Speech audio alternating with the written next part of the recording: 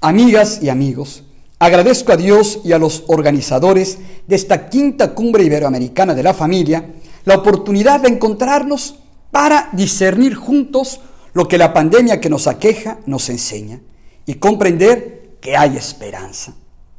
Pandemia, del griego pandemia, de pan todo y demos pueblo, designa a una enfermedad infecciosa que afecta a los seres humanos en un área geográficamente extensa. Y eso es lo que está pasando en más de 230 países del mundo. La pandemia de COVID-19, provocada por el virus SARS-CoV-2, ha sorprendido a una generación que, a pesar de diversos problemas, ha logrado grandes avances científicos, tecnológicos, jurídicos y sociales, dejando al descubierto, como señala el Papa en Fratelli Tutti, nuestras falsas seguridades. Crece el número de enfermos. Algunos convalecen en casa, otros se encuentran hospitalizados y hasta intubados. Sus familias están angustiadas y a veces sin recursos. El personal sanitario, además de agotado, no se da abasto. Muchos hogares se han vestido de luto, con el dolor de no haberse podido despedir de sus seres queridos y en ocasiones de ni siquiera haber podido celebrar sus exequias. Para contener el contagio, se han promovido diversas medidas sanitarias, el resguardo domiciliario y la suspensión de actividades, incluyendo religiosas. Muchos han perdido su fuente de ingresos. Aumenta la crisis económica, el malestar, la desconfianza y la violencia, incluso en casa. Y una pregunta nos inquieta a todos. ¿Qué va a pasar? Para responder a esta interrogante y saber qué debemos hacer, necesitamos distinguir lo que está sucediendo con una mirada de largo alcance. A eso se le llama discernimiento, algo que la palabra de Dios nos invita a desarrollar. Dice el libro de los Proverbios, capítulo 4, versículo 7, por sobre todas las cosas adquiere discernimiento. ¿Cómo se adquiere este discernimiento que nos permite distinguir? Dejando que la fe ilumine la razón. Esa fe que, como recuerda el Papa en Lumen Fidei, aporta la visión completa de todo el recorrido y nos permite situarnos en el gran proyecto de Dios. Iluminados por la palabra de Dios, contenida en la Sagrada Escritura y en la Sagrada Tradición, la liturgia, sobre todo la Eucaristía, la oración y el prójimo, podremos mirar todo el recorrido, lo que implica ver el presente, volver la vista al pasado y dirigirla al futuro. Acuérdate de los días de antaño, dice el libro del Deuteronomio. Considera los años de todas las generaciones. Haciéndolo, San Agustín comenta, ¿qué sufrirá el género humano de nuevo que no hayan sufrido nuestros padres? Así es. Lo que ahora vivimos ya lo ha vivido la humanidad en el pasado. La peste de Justiniano en el siglo VI, la peste negra en el siglo XIV, la epidemia de viruela en el siglo XIX. En el México antiguo, las epidemias del siglo XV en la región maya, Tenochtitlán, Chalco, Xochtlán, Tecuantepec y Amaxtlán. En el siglo XVI, la viruela, que cobró millones de vidas en Mesoamérica, lo mismo que el sarampión. En el siglo XIX, el tifo, el cólera y la fiebre amarilla. En el siglo XX, la gripe española.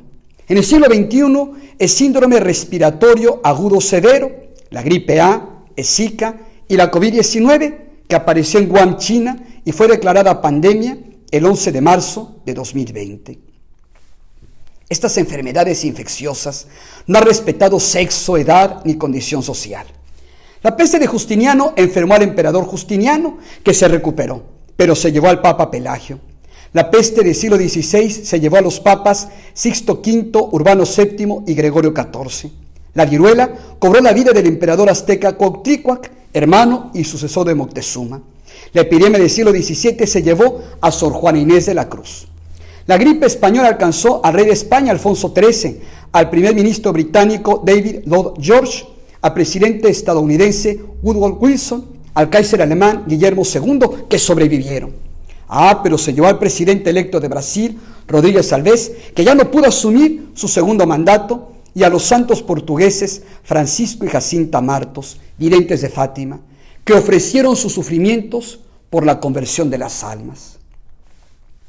Frente a estas terribles enfermedades, ¿cómo han actuado los discípulos misioneros de Cristo? Dejándose iluminar por la fe.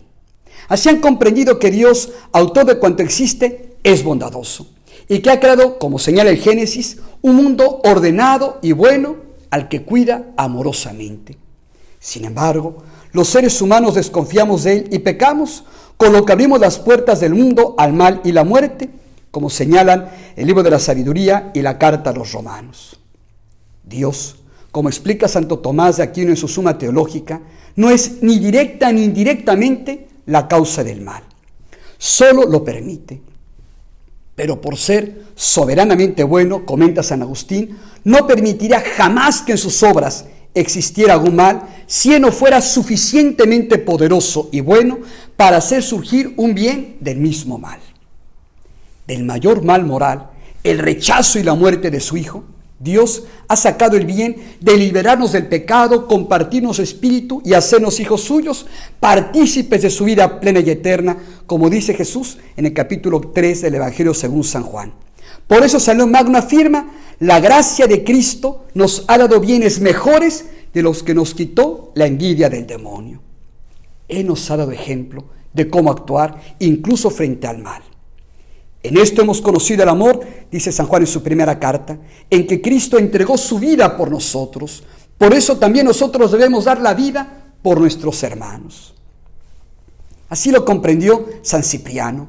Por eso, frente a la peste que asoló a Cartago en el siglo III, mientras que algunos buscaban culpables y otros, por miedo al contagio, abandonaban a los suyos, el santo obispo, al tiempo de implicarse en la asistencia a los enfermos, hacía esta reflexión: la peste, horrible y mortal, explora la justicia de cada uno.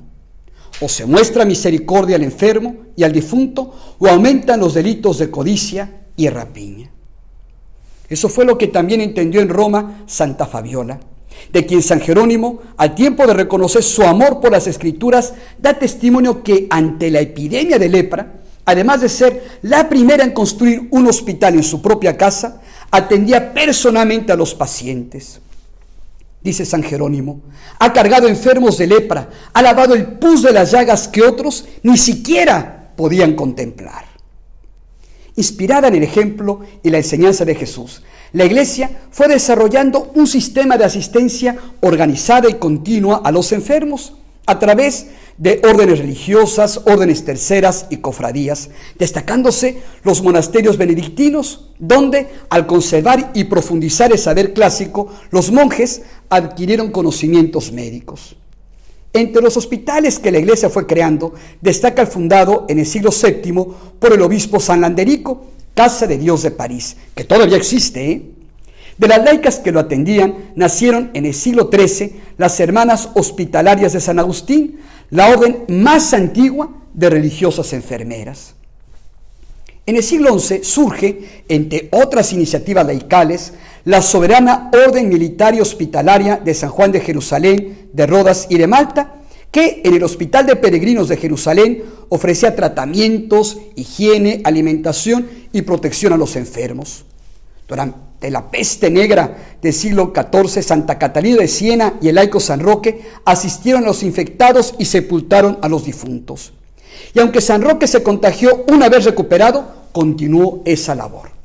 En las epidemias del siglo XVI, San Felipe Neri, San Camilo de Lelis, primero como laicos y luego como sacerdotes, sirvieron a los enfermos.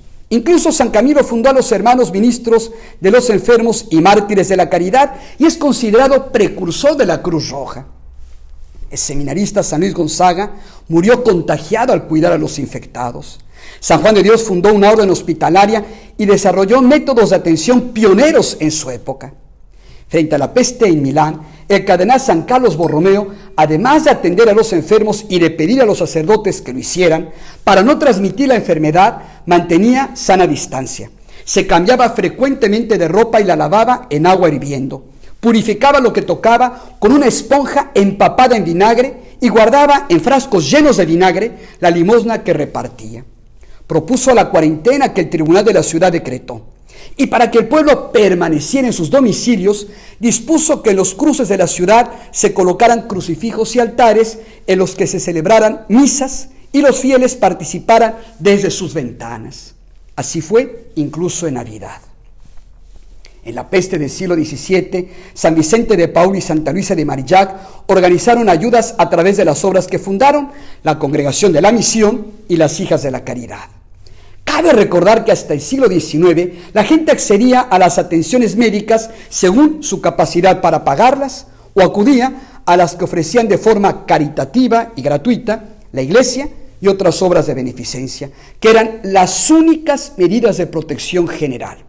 Pero, a raíz de la revolución industrial que provocó la llamada cuestión social, los estados liberales, que se habían ocupado solo de manera global de la salud pública, comenzaron a crear leyes e instituciones para asumir, con diferentes modalidades, la gestión sanitaria. Y en algunos casos, suprimieron las organizaciones filantrópicas y religiosas para la salud. Sin embargo, la Iglesia ha continuado con esta labor.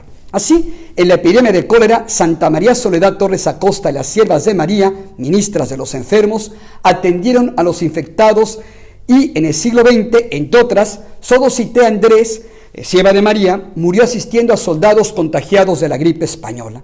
Actualmente, la Iglesia es el mayor proveedor no gubernamental de servicios sanitarios en el mundo. Administra el 26% de los centros de salud del planeta, con cerca de 18.000 clínicas y 5.500 hospitales, la mayoría de los cuales se encuentran en países en vías de desarrollo y a veces son la única oferta de servicio sanitario. Al igual que en el pasado, hoy muchos laicos, consagrados y clérigos, aprendiendo de la experiencia de otras épocas e innovando con los recursos actuales, han seguido anunciando el Evangelio y celebrando la Eucaristía y la liturgia a través de las redes sociales. Y han vivido momentos de oración, de encuentro y formación de forma digital. Además, han continuado con las obras sociales y caritativas como comedores para los pobres, centros de acopio y distribución de despensas y medicinas, asilos, casas hogar, casas del indigente, casas del migrante, y sumándose al esfuerzo de médicos, enfermeros, personal sanitario, han brindado ayuda material y espiritual a los enfermos de COVID-19 y a sus familias, promoviendo al mismo tiempo el cuidado de la salud. Muchos han entendido que en todas las cosas interviene Dios para bien de los que le aman, como dice la carta a los Romanos, y que, como dice San Agustín, los buenos usan bien no solo de los bienes, sino también de los males. El drama que estamos atravesando, señala el Papa, nos obliga a redescubrir que la vida no sirve si no se sirve. La incertidumbre, comenta Santo Padre, el temor y la conciencia de los propios límites que despertó la pandemia hacen resonar el llamado a repensar nuestros estilos de vida, nuestras relaciones, la organización de nuestras sociedades y sobre todo el sentido de nuestra existencia. Nos permitió rescatar y valorizar a tantos compañeros y compañeras de viaje, afirma en Fratelli Tutti. Cuando el peligro es común para obispos, clérigos y laicos, decía San Agustín, los que necesitan de otros no pueden ser abandonados por ellos. Santa Faustina Kowalska lo entendió. Y un día que estuvo atendiendo a un enfermo grave, Jesús le dijo, hija mía, me has dado una alegría más grande haciéndome este favor que si hubiera rezado mucho tiempo. Cualquier cosa que haces al prójimo, me la haces a mí. Ese es el espíritu que ha animado, entre otras cosas, a las capellanías COVID-19, en las que sacerdotes y laicos acuden a los hospitales públicos y privados para compartir con los enfermos, con el personal sanitario y con las familias de unos y otros la luz de la fe, el consuelo de la esperanza y la fortaleza del amor divino. También los enfermos y los que sufren pueden aportar algo, uniendo sus padecimientos a los de Jesús. Dice San Pablo en la carta a los Colosenses, completo en mi carne lo que falta a las tribulaciones de Cristo en favor de su cuerpo que es la Iglesia. Así es. Como explica San Juan Pablo II en Salvifici Doloris, gracias a Jesús todos podemos hacernos partícipes de su sufrimiento redentor, teniendo ante los ojos el misterio pascual de su cruz y de su resurrección. Descubrir esto transforma la sensación de impotencia ante el dolor, nos abre a un camino de plenitud, de servicio a los demás. Estuve enferma 4 meses, comenta Santa Faustina, pero no recuerdo que hubiera perdido por eso un solo minuto. Con la luz de la fe nos hacemos capaces de ver más allá, para enfrentar el presente y el futuro de manera más confiada que resignada, redescubriendo aquellos valores sobre los cuales, como afirma Benedicto XVI en Deus Caritas Est, es posible construir un futuro mejor. Privilegiando, como enseña el Papa Francisco en Evangelii Gaudium, las acciones que generan dinamismos nuevos en la sociedad e involucran a otras personas y grupos que las desarrollarán hasta que fructifiquen en importantes acontecimientos históricos, conscientes de que Dios nos acompaña y nos ayuda. Este esfuerzo debe comenzar en la propia familia, donde, como señala el Papa, todos contribuyen al proyecto común, sin anular al individuo. Al contrario, lo sostienen, lo promueven. Se pelean, dicen Fratelli Tutti, pero hay algo que no se mueve, es el lazo familiar. Las alegrías y las penas de cada uno son asumidas por todos. Así lo hemos vivido en esta pandemia. Monseñor Mario Avilés, obispo auxiliar de Brownsville, hace notar que para protegernos del contagio, las autoridades nos han pedido resguardarnos no en cualquier lugar, sino en casa, porque el hogar es el sitio más seguro. Y aunque quizá al principio la convivencia fue difícil porque o había pleitos o cada uno se aislaba en su celular, su computadora, su tablet, sus videojuegos, su radio o su televisión, poco a poco fuimos conviviendo más. Y así tuvimos la oportunidad de reencontrarnos, de redescubrirnos y de revalorar el don de la familia. Esto requiere, como aconseja el Papa, ampliar la mirada para ver no solo las debilidades y errores del esposo, de la esposa, de papá, de mamá, de los hijos, de los hermanos, sino también sus cualidades. Y comprender que los defectos son solo una parte, no son la totalidad del ser del otro, como dice en Amoris Laetitia.